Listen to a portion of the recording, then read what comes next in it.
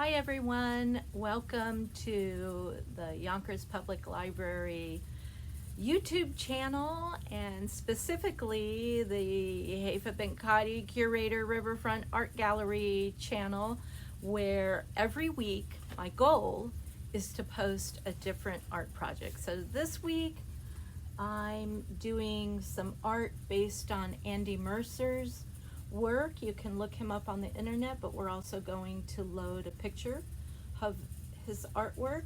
And I'm going to be taking you through this. It's just using ink, fine line markers, some magazine images. I'm going to teach you how to do an image transfer with packing tape. It's really fun. It's relaxing. It's easy to do. And if you like this project, please like this video. Please share, please subscribe, please do anything you can because we want this to be a success. It's the way the art gallery can provide art to you, even if you can't be in person. So thank you for joining us and have fun with this. Okay, everyone, let's get to the studio and get started. Okay, so here we go with the Andy Mercer inspired landscape. You see, I have an image here of an urban landscape. This is New York City, and I have a number of supplies here, which are also listed. I have an ultra matte medium gel and a glue brush to put the gel on with. I have two different acrylic inks. I have a raw sienna and a burnt sienna. These are acrylic inks. I have some watercolors, just some really basic watercolors. I'm just going to do a wash. And I have some black gesso. What else? I have a number of transfer images. Here we go. And I'm going to be demonstrating those as well. And then I have in those transfer images just a variety of different buildings. So let's see, I've got some fine line markers and some bold markers, scissors, and I've got a stencil. I'm not sure yet that I'm going to use it, but it's here just in case. I might want to add some texture. I've got a card to smooth and make sure that things are glued down securely. And then I have a set of letters. Thank you to someone in one of my Zoom workshops that was nice enough to give this to me as a gift when I mentioned how incredibly expensive they were. And so she found these someplace for me, so I'm really excited and absolutely want to use them. They're rub-on letters, so I want to include those in my work too. All right, let's get started. I'm going to start by, first of all, maybe cutting this down a bit. Let me just first tear. I like the torn edges a little bit better because they allow the collage to integrate onto the surface of the paper just a bit better than if they were cut, but by all means, you want to cut yours, it's perfectly okay. I like the torn edges, so I'm going to go with torn edges here, and I'm going to figure out where I want to cut this down because I may not use all of this. So I think I will cut right there, tear here. I'm going by the theory of thirds in my composition, so I want the strongest part of my composition to be here, I think. So I don't want it to be in the center, so let me figure out how I can change this. Move this over a bit and do another separation right in here.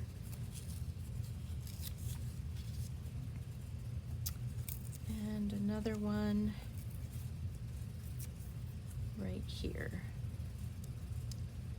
Perhaps, let's see. Let me trim this down just a bit.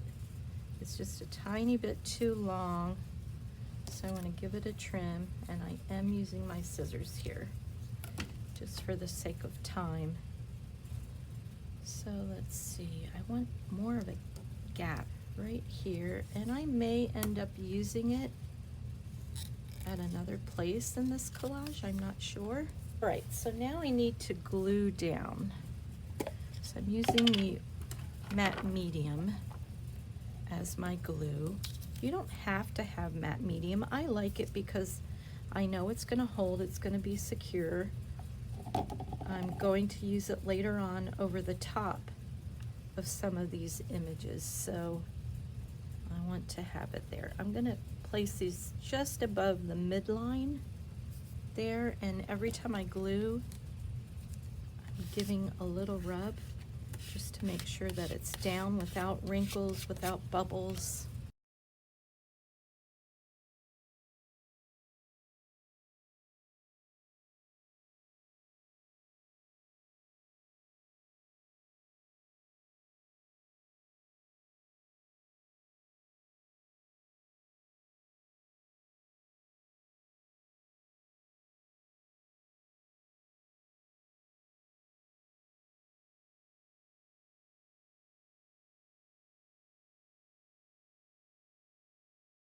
Of buildings and then made a copy. It could be inkjet, it could be laser print, whatever you have. It could also be direct images out of a magazine. I had this and I was gonna go with this, but then I really wanted the black and white, but it could be in color. Okay, so now I've got that done. I want to now do some drawing. So I'm using my boldest marker with my boldest lines, and what I'm going to do now is trace the outline of the buildings.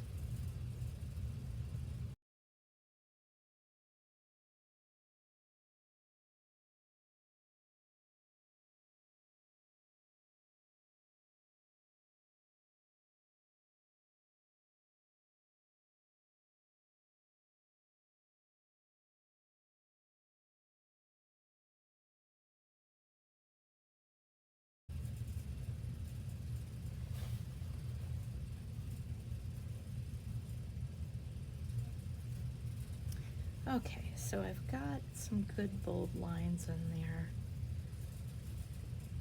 I think I'm gonna leave that be.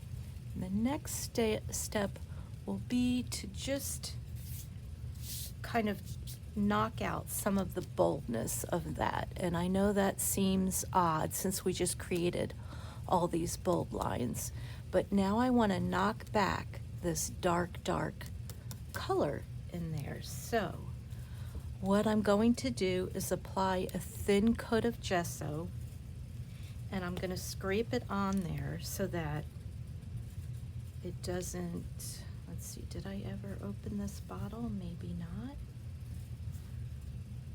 Oh, I guess I have to cut it open. Excuse me while I cut an opening in my gesso bottle.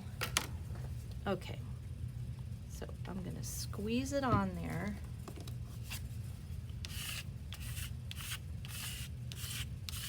Just knocking back some of the dark marker. I still want to be able to see what I've drawn under there, but I don't want it to be quite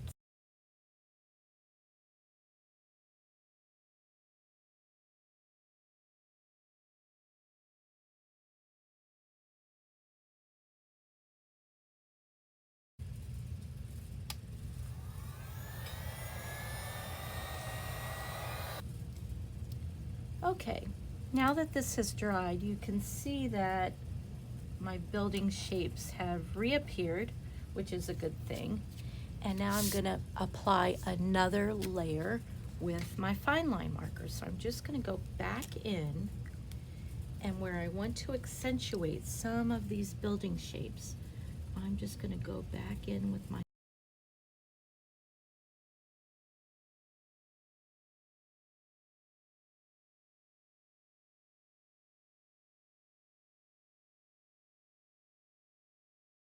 So the next step is to apply some ink. And with this ink, it's going to add to the abstract, but we just want to kind of roll some ink on there. And if you don't have ink, you could use a really strong watercolor, but I want to keep my shapes with the ink still very geometric. So I'm putting the ink, letting it roll.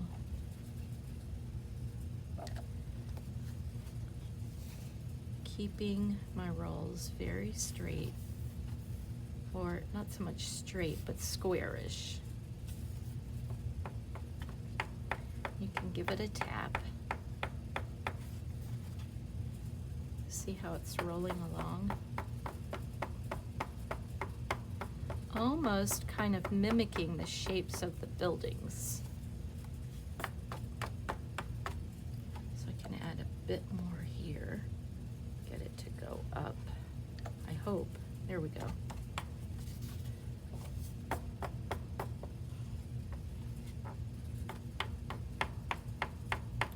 So I have a few drips running to the bottom, but I want a few drips running to the top as well. So I'm going to flip this and see if I can't get a few drips running this way.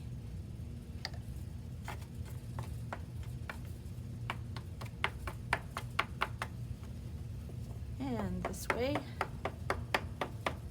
Perfect. Just what I wanted. Okay, so there's my ink drips, still very geometric. I may use the raw sienna. Let's see. I might try and get some raw sienna in here. So I'll give this a drip.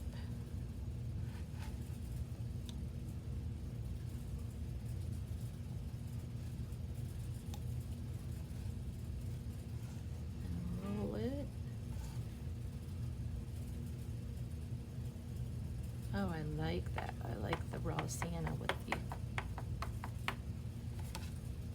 I like that drip. I really want that drip to go off the page.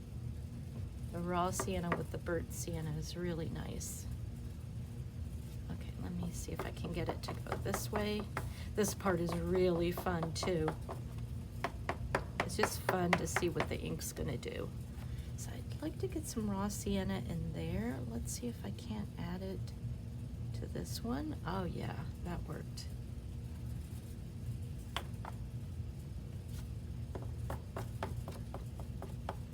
And then get it to come back up again. The point is to try and keep them very geometric.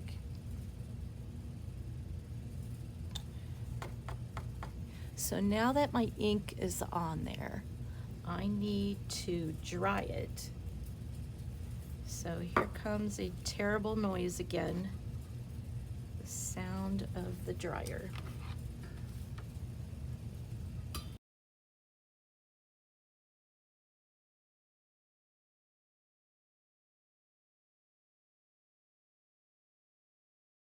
Okay, the ink is dry, and now I want to switch to some watercolor.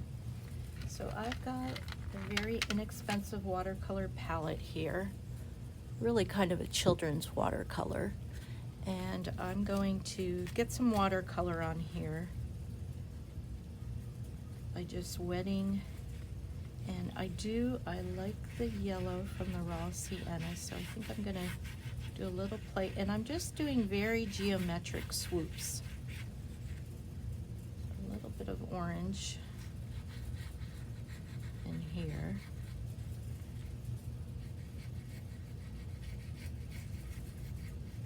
And then kind of washing it out at the bottom. I also want some purple. Purple is a nice complement to yellow. I'm gonna get some purple in here, and as I see I'm kind of filling in the ink areas, but as I'm filling in, I'm also washing out when I get to the end.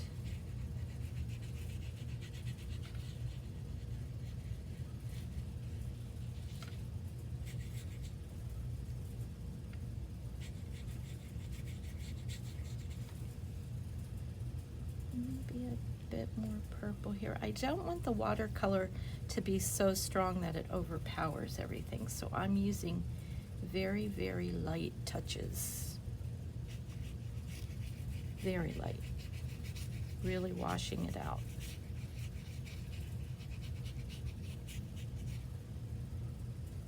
Be a bit more purple here. Where my focal point is, maybe being a bit stronger there.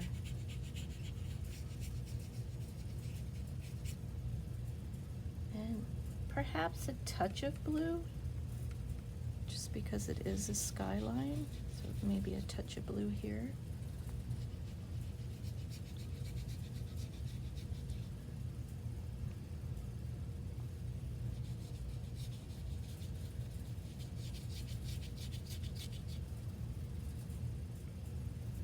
I'm gonna mix my orange and my yellow.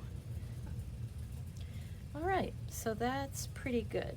I really don't want more color than that, and I might have made it a little bold, but that's okay.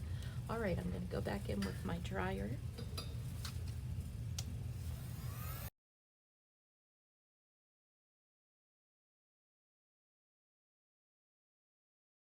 Okay, I'm pretty happy with this so far. Another step, I won't do it now, but another step that you can do is another very light wash of gesso and then retrace with a fine line marker your building shapes. I'm gonna let off that step and move on to the next step, which is adding some geometric shapes with the paper. So this is my paper, and I'm just gonna go in and find places where that paper can be in. And for that, rather than using the matte medium, I'm going to use a glue stick. So let's see. And again, you can use whatever glue you have on hand, but something to keep in mind is that some glues, like Elmer's glue, will tend to wrinkle the paper, so you've got to be careful. So, right in there, and yes, they will cover up some of your pieces, that's okay.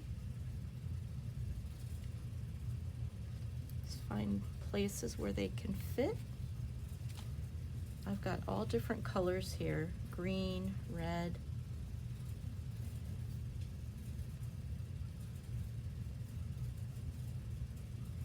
I'm just finding places to put them in. And I may go the other way too.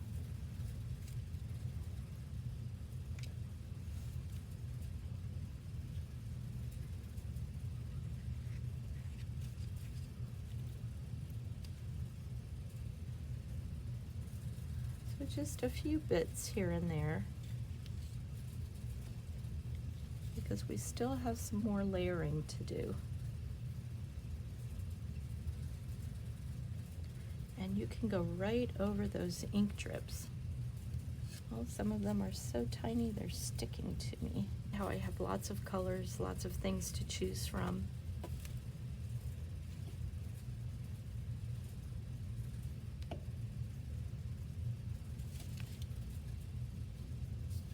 And what it does is it gives you a variety. I think I want to get some going the other way, so I'm going to just put the glue directly there.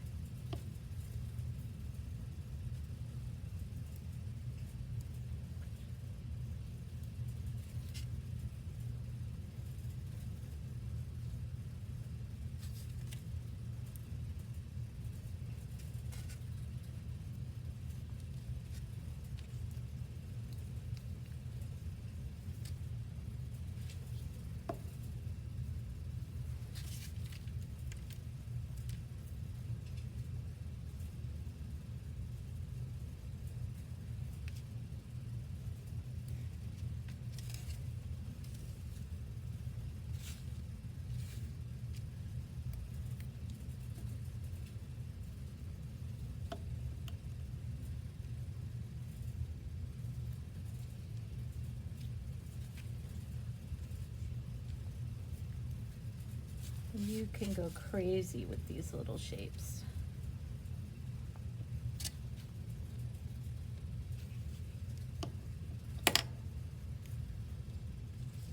They're really fun to put on.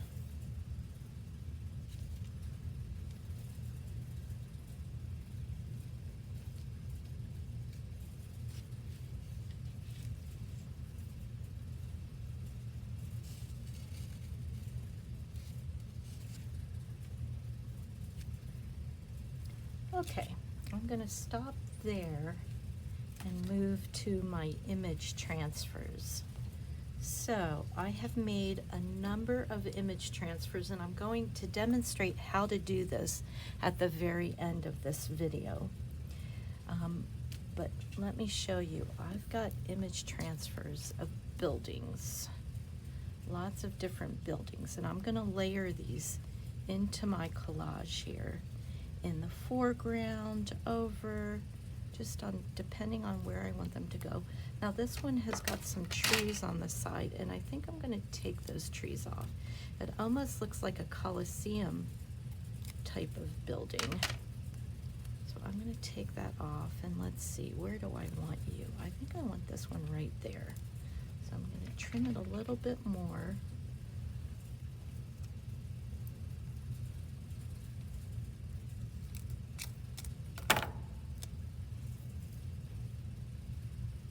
This one, let's see, right here.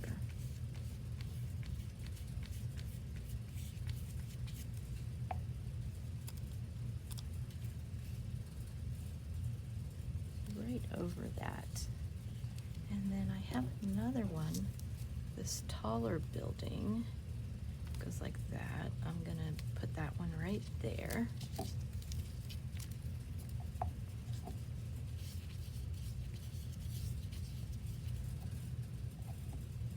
Or I might move it over a bit. So let's see, how well can I see my, oh yeah, I can still see my ink drips. Okay, that's gonna go right there. And then I've got another one right here. Let me get that down there, okay.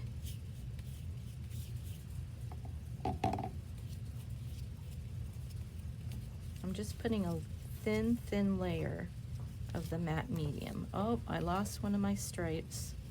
Let me put that stripe back. Okay, that stripe's gonna go right there, and this will go right here. Okay, so the next thing in my foreground that's gonna go, let's see. I have this Colosseum looking building. I don't know how I feel about that. I do want it to be in there, but I'm not sure. The other option that I have is I have these storefronts. I may just, you know, you kind of have a faraway view and then the close-up view. I think what I do want to do though is I've got these smaller storefronts, which I quite like, so I think I'll get one of those in there. And then I'll work with the smaller storefronts. These are all image transfers that I've made. Oh, that's kind of a lot of matte medium. You take some of the, if you put too much, you see how it's kind of white and cloudy? If you put too much, it's gonna stay white and cloudy. So just make sure that you brush it off if you get too much on there, because you don't want it to be white and cloudy. In fact, I may use my scraper and just scrape some of this off. Okay, there we go. All right. Okay, so just as I promised, I'm going to demonstrate how to do a packing tape transfer. So I have a few little magazine images here, and I'm using Scotch brand packing tape. Really any brand packing tape works, but you want a clear packing tape. So it works by taking a piece of packing tape and putting it over your image. I'm going to move this image onto a smooth surface real quick so that It doesn't stick to the paper. So my image is on the packing tape. There's the shiny part of the packing tape. There's the back. So you want your packing tape to go over the image. And then you just want to make sure that it's really, really on there. Give it a press. Make sure it's really, really on there. You want good contact between your magazine image. And I am using a magazine image, but this could be a book page. It could be a copy from a copy machine. It could be an inkjet printer, a laser printer. Okay, so once your image is on there, you're going to soak it in water. So put the paper side down in water, and this is one through the magic of television that's already been soaking. So you can see the paper is nice and wet, and then you just want to start rubbing, and the paper will come off, but the ink will stay on. Now they don't all come off that easy, so you may have to do some rubbing, and it's a little bit messy, but once the paper is rubbed off, look at this. How amazing is that? And you have an image transfer. So I would suggest before you start your Andy Mercer inspired collage that you create some image transfers so that you have something to work with. Okay, so this final image, you're going to see the finished piece after the white gel pen is on there. Thank you so much. I appreciate you. Have fun.